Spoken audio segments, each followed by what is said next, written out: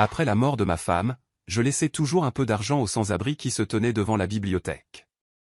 Un jour, il a saisi ma main et a dit, « Tu as été trop bon.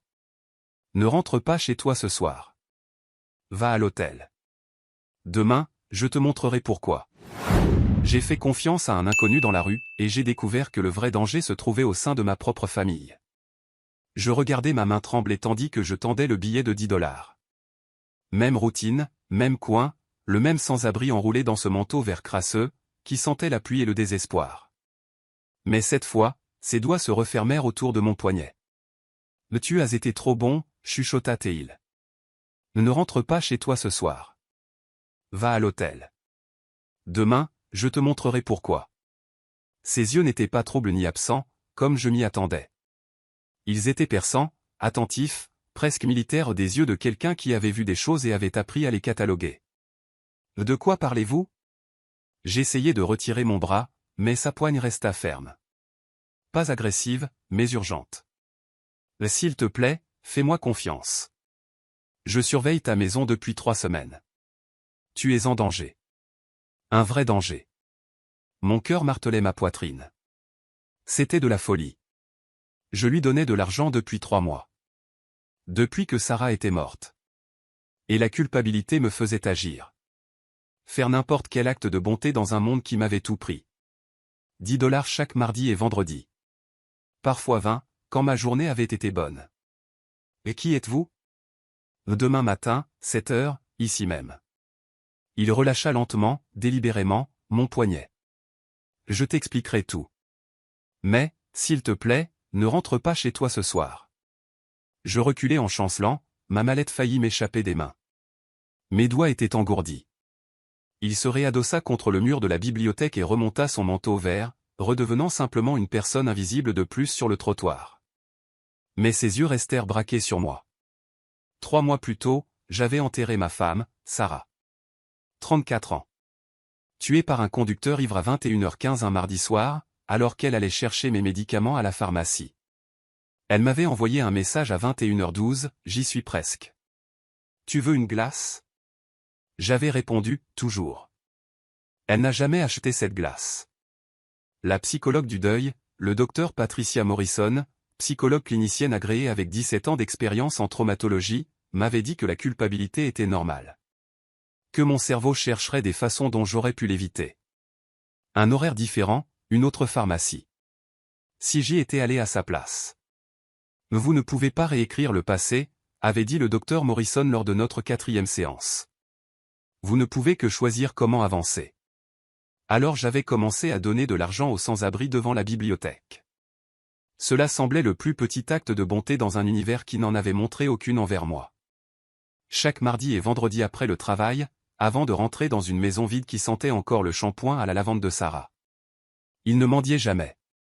La plupart du temps, il ne levait même pas les yeux. Il acceptait juste les billets avec un léger hochement de tête et un « Que Dieu vous bénisse » murmuré. Je ne connaissais pas son nom. Je ne voulais pas le savoir. C'était plus simple ainsi. Une bonté transactionnelle qui me permettait de dormir la nuit.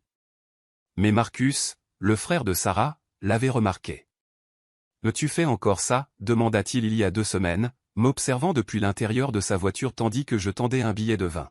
« Jamie, mon vieux, il faut que tu arrêtes de laisser les gens profiter de ton deuil. » Marcus Holloway, frère aîné de Sarah, banquier d'investissement, 2 fois divorcé, l'histoire à succès de la famille. Il était venu aux funérailles dans un costume à 3 000 $ et avait prononcé le discours qui avait fait pleurer tout le monde.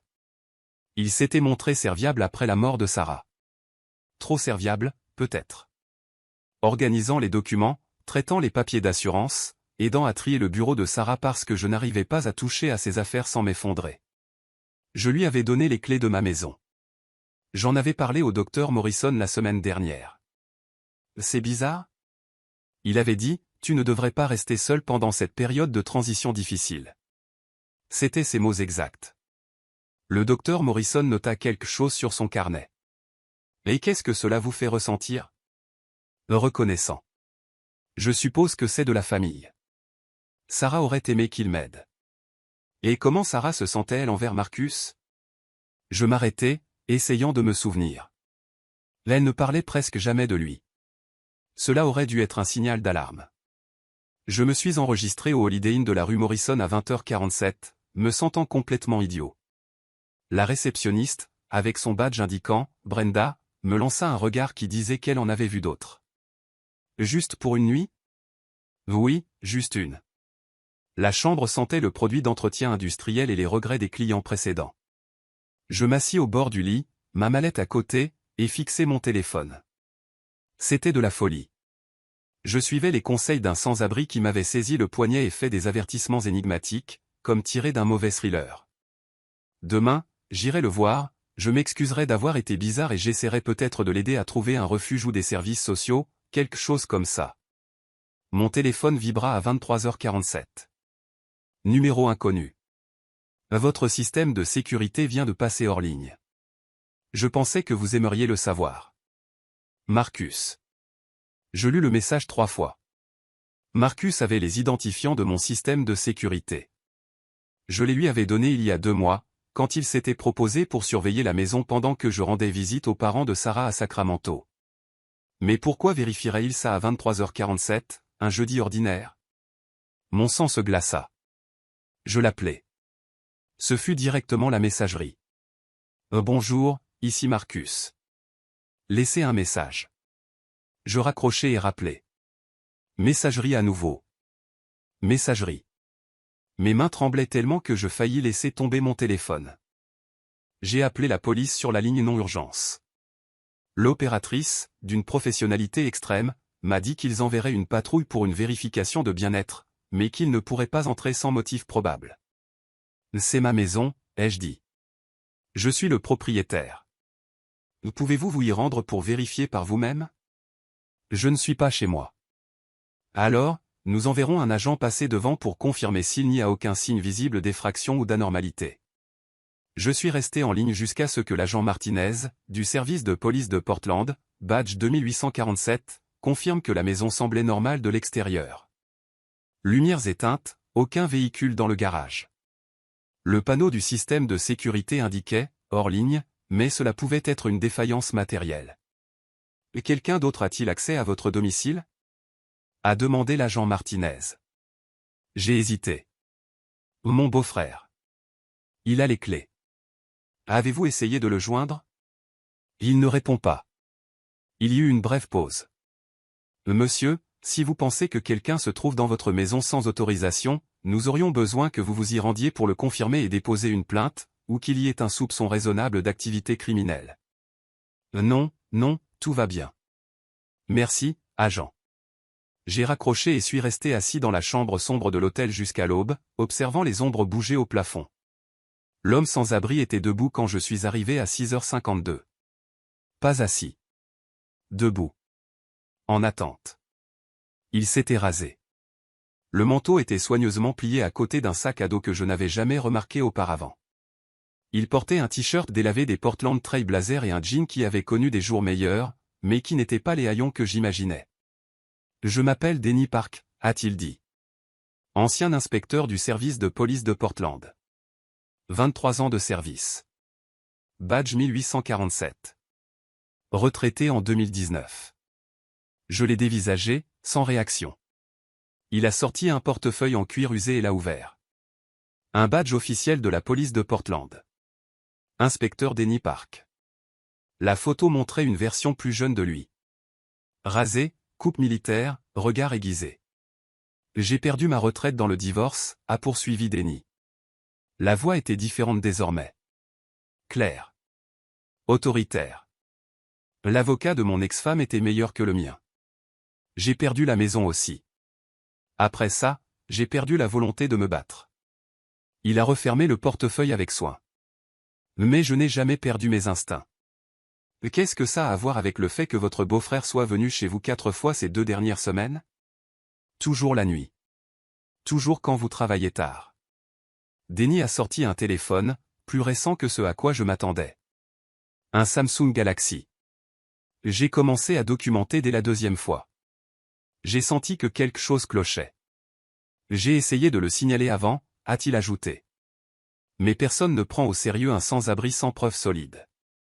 Il m'a tendu le téléphone. Des images de vidéosurveillance. granuleuse, mais reconnaissable. Marcus, dans mon salon. Heure, 2h34 du matin. La lumière du salon était allumée, et une petite caméra extérieure, discrètement pointée vers la fenêtre, capturait tout. Il fouillait le vieux bureau de Sarah. Celui en cerisier que sa grand-mère lui avait légué. Il portait des gants. « Comment vous ? » ?»« Je dors là-bas, » a dit Denny en pointant derrière moi. À l'entrée de cette librairie d'occasion fermée de l'autre côté de la rue. Je vois tout sur ce pâté de maison. Je suis là depuis juin. Vous avez commencé à me remarquer en septembre. Mon estomac s'est noué. La nuit dernière était différente, a continué Denny, la mâchoire serrée. Il est venu avec 2 autres hommes. Ils ont coupé le système de sécurité depuis le panneau extérieur. J'ai tout filmé. Il a fait défiler d'autres vidéos. Marcus et 2 hommes que je n'avais jamais vus. L'un portait des outils. L'autre tenait une lampe torche. Heure, 23h52.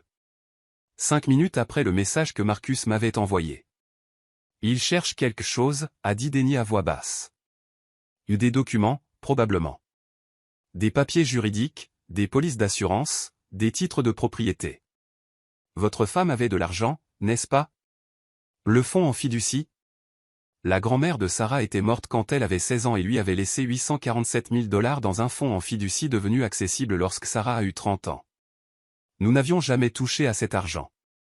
Sarah voulait l'utiliser pour les études futures de nos enfants, ou peut-être pour une maison de vacances à la retraite. Marcus le savait. Il avait plaisanté lors de la fête des 30 ans de Sarah, disant qu'elle était officiellement riche maintenant et qu'elle ne devait pas oublier son grand frère, fauché. Sarah avait ri, mais avait serré ma main fort sous la table. Il pense que je ne sais pas, ai-je chuchoté. Le fonds, nous l'avons gardé sur un compte séparé. Sarah s'occupait de tout. Je ne connais même pas les identifiants d'accès. Denny a hoché lentement la tête. Il prévoit de falsifier des documents. Faire croire qu'elle lui a légué l'argent avant de mourir, ou que vous étiez tous deux d'accord pour partager les biens de la succession, et que vous êtes trop bouleversés par le deuil pour vous souvenir clairement. Il m'a tendu une petite clé USB. Tout est là-dedans. Les vidéos, les heures, l'enregistrement audio de la semaine dernière, quand je me suis approché assez près pour l'enregistrer parlant au téléphone de « régler ça » avant la clôture de la succession. Ma vision s'est brouillée de rage. Pourquoi? Ma voix a failli. Pourquoi m'aidez-vous? Denny est resté silencieux un long moment. Parce que pendant 23 ans, j'ai vu des gens se voler les uns les autres, et quand j'ai tout perdu, personne ne m'a aidé. Il a détourné le regard. Peut-être que je ne peux pas réparer ma propre vie, mais je peux encore faire ça. J'ai donc contacté mon ancienne avocate. L'avocate a été directe. Nous avons suffisamment de preuves. Catherine Brennan, associée du cabinet Brennan et Associates. 15 ans d'expérience en droit des successions. C'est elle qui s'était occupée à l'origine du fonds en fiducie de la grand-mère de Sarah et nous avait aidé à mettre à jour nos testaments 2 ans plus tôt. C'est de la fraude. Tentation de fraude, au minimum. Violation de domicile. Association de malfaiteurs. Elle a étalé sur la table de la salle de réunion des captures d'écran imprimées. L'enregistrement audio de lui parlant de « nettoyer la succession ». C'est recevable dans l'Oregon, où l'enregistrement est légal avec le consentement d'une seule partie si Denny faisait partie de la conversation, ou si elle a eu lieu dans un espace public. Il ne faisait pas partie de la conversation, dis-je. Marcus était au téléphone. Mais c'est arrivé dans un lieu public, où il n'y avait pas d'attente raisonnable de vie privée? Le trottoir devant chez moi. Catherine nota quelque chose. On peut travailler avec ça. De plus, vous avez des preuves vidéo d'intrusion non autorisée avec des outils clairement criminels. C'est bien plus que suffisant pour le procureur. L'inspectrice Sarah Walsh, 18 ans au service de police de Portland, actuellement affectée au crime en col blanc, est d'accord. Elle est assise en face de moi dans la salle d'interrogatoire du poste central, examinant les enregistrements de Denny sur son ordinateur portable. Votre beau-frère est un imbécile, dit-elle sans détour. Ce genre de gens documente tout seul. Messages, appels, vidéos. Ils pensent être plus malins que le système. Elle lève les yeux. Vous voulez porter plainte? Oui. Vous voulez qu'il soit arrêté? Je pense à Sarah. À la façon dont elle disait toujours que Marcus était compliqué. À la façon dont elle ne voulait jamais qu'il reste à la maison plus de quelques heures. À la façon dont elle m'avait fait promettre de garder les informations sur le fonds en fiducie secrète. Il a volé les clés de ma femme à la maison funéraire, dis-je à voix basse. C'est comme ça qu'il est entré la première fois. Pendant qu'elle était allongée dans son cercueil, il a fouillé son sac à main. L'expression de l'inspectrice Walsh ne change pas, mais quelque chose passe dans ses yeux. Dans ce cas, oui. Nous allons l'arrêter. Mais je voulais plus qu'une arrestation. Je voulais que Marcus ressente ce que j'avais ressenti en voyant quelqu'un en qui j'avais confiance tout détruire. Alors, je l'ai appelé. Salut, Marcus. J'ai besoin d'aide pour des papiers de Sarah. La banque a besoin de signatures pour le transfert du fonds en fiducie, et je suis complètement perdu. Tu peux passer samedi matin? Vers 10 heures peut-être?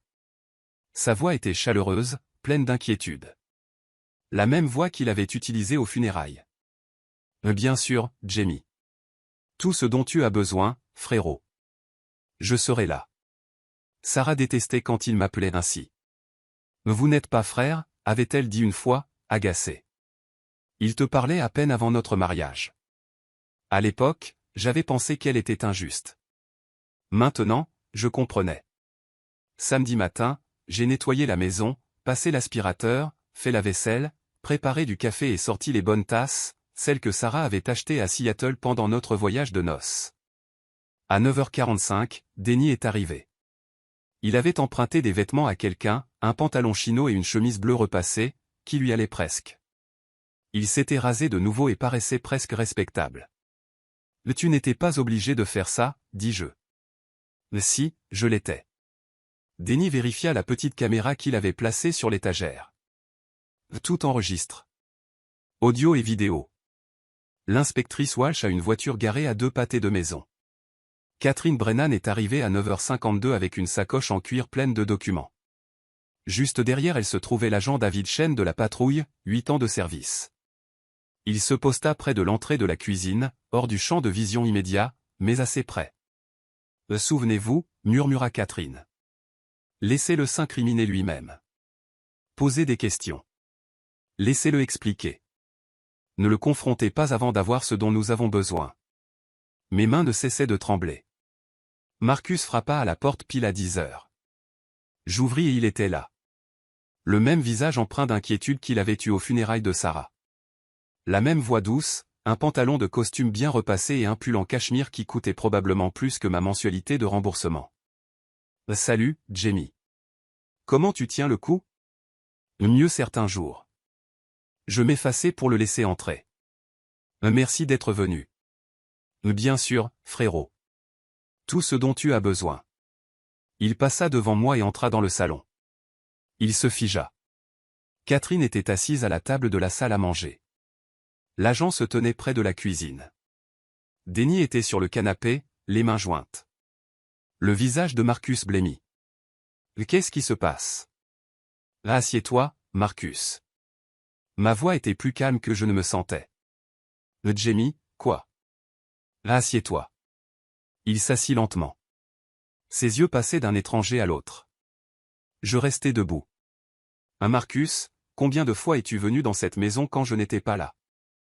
Je ne. De quoi tu parles?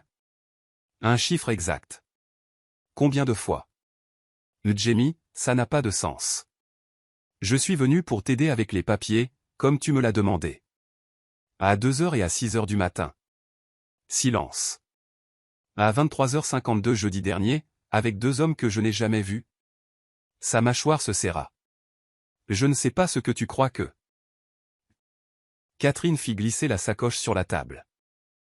Preuves vidéo, relevés d'horaires, enregistrements audio et le témoignage d'un ancien inspecteur de la police de Portland qui a documenté vos entrées illégales sur 17 jours.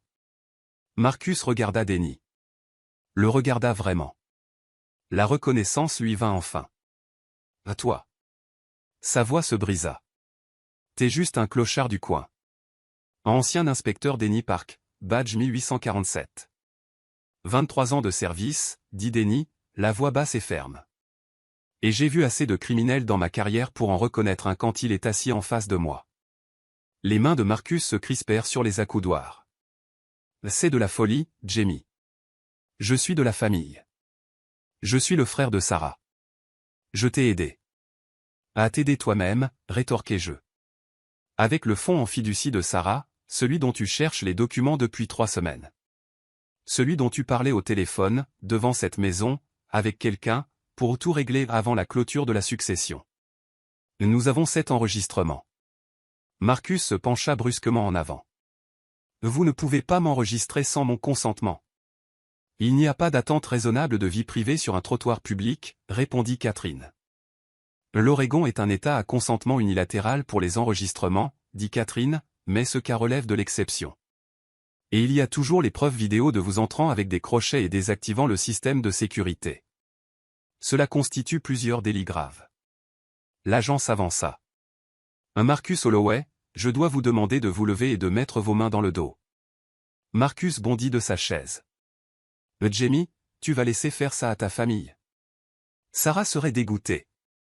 Sarah m'a dit de garder les informations sur le fonds secrète, répondis-je d'une voix basse. 2 semaines avant de mourir, elle m'a dit qu'elle ne te faisait pas confiance. Qu'elle a toujours été jaloux d'elle, que tu finirais par me demander de l'argent un jour, et que je devrais refuser. Les mots le frappèrent comme un coup de poing. Elle n'a jamais dit ça. Elle a dit que tu volais de l'argent dans le sac de votre mère quand vous étiez adolescent. Que tu as falsifié sa signature pour une demande de carte de crédit à 23 ans. Que ton 2e divorce est arrivé parce que ta femme a découvert que tu transférais son argent sur des comptes cachés. Le visage de Marcus se tordit. C'était une menteuse. Toujours. Elle a toujours cru qu'elle valait mieux que moi. Elle valait mieux, dis-je. Elle valait mieux que nous deux. L'agent s'approcha avec les menottes.